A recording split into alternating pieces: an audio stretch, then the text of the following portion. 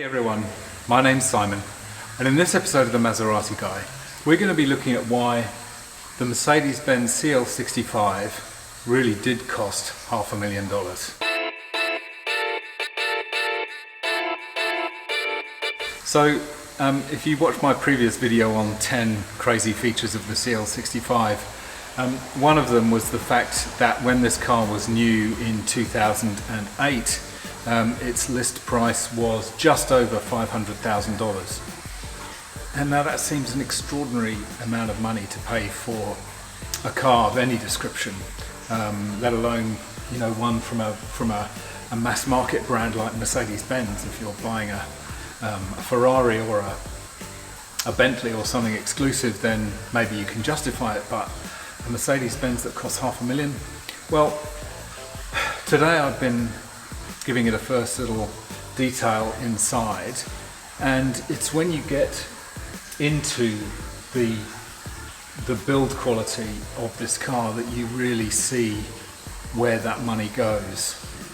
So just looking at the doors, for example, this leather is just of a quality that you don't get on your regular cars.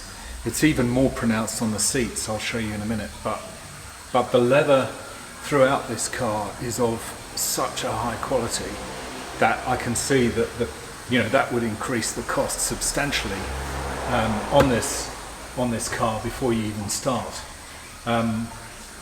Just the softness of the leather means that they only chose the best pelts to make this interior.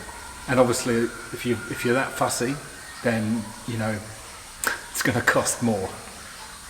So I'm just using a leather conditioner here, which is the Auto Glim leather care balm, and this leather absolutely just loves this product. It just absorbs it. It probably hasn't been conditioned properly for a long time, and on these high wear areas like the armrests in the door, you can see there's quite a lot of scuffing and scratches on these sections, but just a couple of wipes across with this leather conditioner and it just takes it so well that it comes up as new. It is just amazing. It's beautiful. This area here along the top of the door is also one that gets a lot of wear, but the way this leather conditioning balm is just soaking into the surface here beautifully, and it brings it up as new.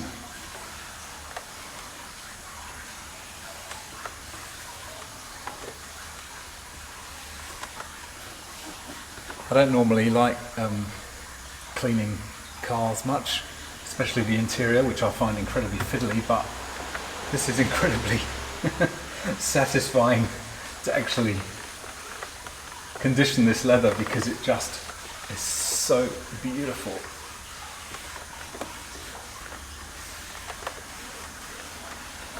There's a little patch there which is still a bit shiny.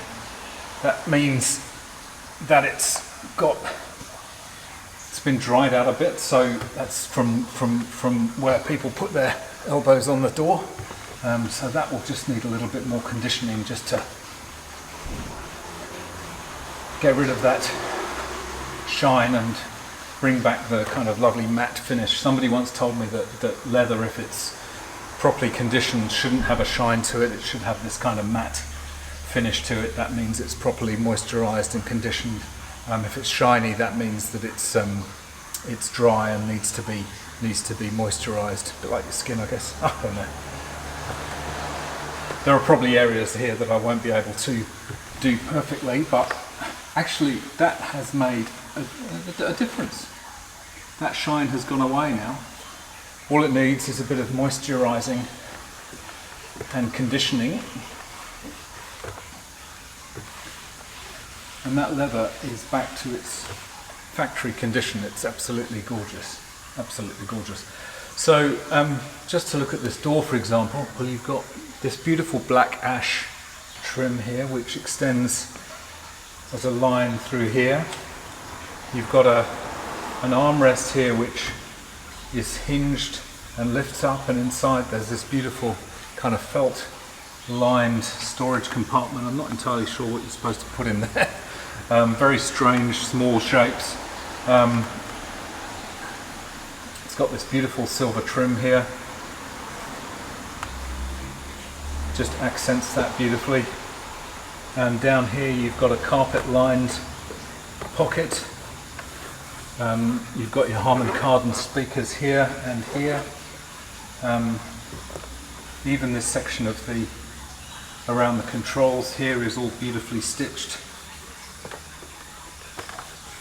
in leather around here. Even these controls here are a step above your average kind of C-class control switchgear. Beautiful metal buttons, tactile feedback so you can feel which one you're doing without having to look. Beautiful metal edging around that control panel, leather stitched around here. Just attention to detail is just beautiful. This leather panel here, which I'm pretty sure is leather, which you'll never see. You know, a lot of this stuff you'll never see because it's hidden out of view, but it's there because that's where the quality is, I guess. And you have a look at the end of the door here, it's got this beautiful stainless steel end cap here which just finishes it off beautifully. Don't need to do that, of course, because nobody will see it normally, but just makes such a difference. And that's really where you get to see, you know, where the money goes in a top end, you know, luxury cruiser like this. So yeah, very, very impressive. I'm going to basically go through the car and condition the leather. This had some scratches on it, but from just fingernails, I think, getting in and out of the car, but just a small amount of this leather conditioner has basically taken those scratches away, and it now feels as fresh and as soft as it was when it left the factory. Similarly with the seats, just every part of this pretty much is leather. The back is beautiful leather. You can see this has very few creases in it, and that is a testament to its quality, really. You know, the soft suppleness of this leather has meant that despite it being 10 years old and having lots of backsides going in and out of this area, there's only a few little crease marks here. There's no cracking to speak of, but I think a good conditioning will make a huge difference. You can see there's some scratching on the back here, but pretty sure that with a little application of this conditioner, you should be able to pretty much condition that out.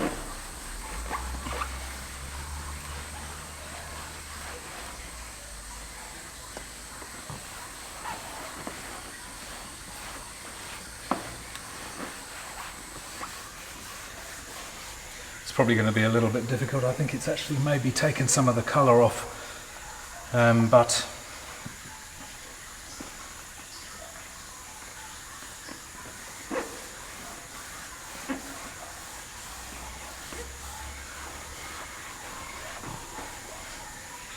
just let that soak in for a bit. So you can see that beautiful matte finish there is really what you're aiming for when you're reconditioning leather. It's got to have that, get rid of that shininess, which is a sign of wear, really. I didn't know that, but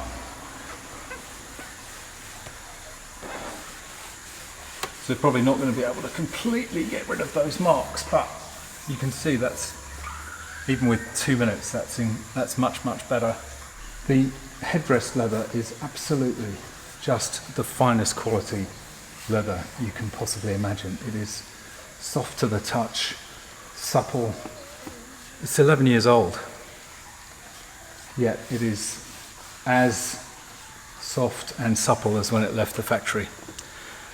It's really remarkable, and I think for me it's new for me to see this kind of quality. Even the Maserati didn't have this kind of quality.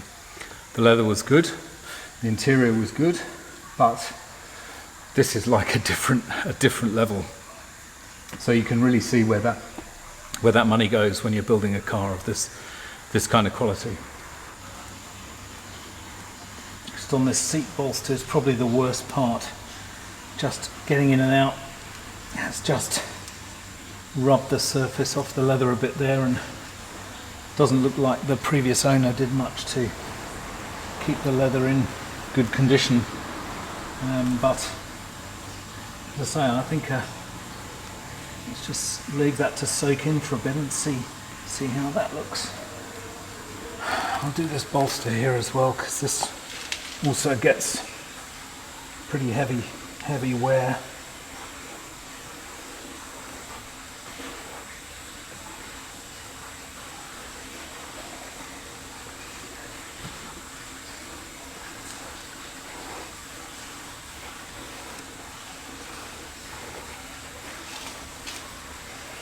Just let that soak in for a bit, and then we can polish that off and see if it's made an improvement.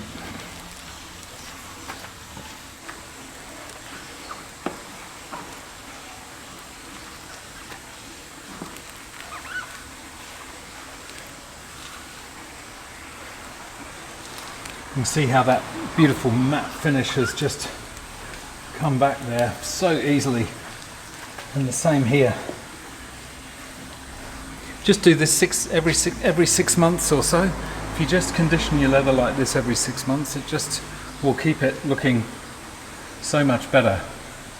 And this is a very good product, the Auto Glim Care Balm. I'll put a link to a very early Maserati Guy video up here, where I went through some leather conditioning on the Maserati, so take a look at that. It's got some useful tips for how to clean and condition your leather. So in the next video, I'm going to go through the interior of the car when I've actually finished the detailing. The switchgear, the center console are all a bit grimy and grubby. As I say, I don't think the previous owner was particularly into cleaning his car, and I'll just show you this because this is annoying, but the mats have got holes in down here, so I'm going to get those replaced because they look tatty. So when I've done the interior cleaning and detailing, I'll be doing a full interior tour of the features and the cockpit and the driving position. So stay tuned for that one. Anyway, I hope you've enjoyed this quick little video, which I wanted to put out just because I was so impressed with the quality of the interior of this car that I just wanted to share this with you. Let me know what you think. Is this unusual, or am I just haven't had enough experience of high-end cars? But to me, this is a quality which I've never really seen before, even on the Maserati. Certainly not on the R8. The R8 is very, very nice inside, but it's not special like this. So yeah, let me know in the comments. Be great to hear your views. Let me know what you think. Anyway, thanks very much for watching, as always. If you did enjoy this video, don't forget to smash that like. It'd be great to have you as a subscriber, and hit that notification bell. You can follow me on Instagram and Twitter at Maserati Guy 2017. I look forward to seeing you in the next video. Bye for now.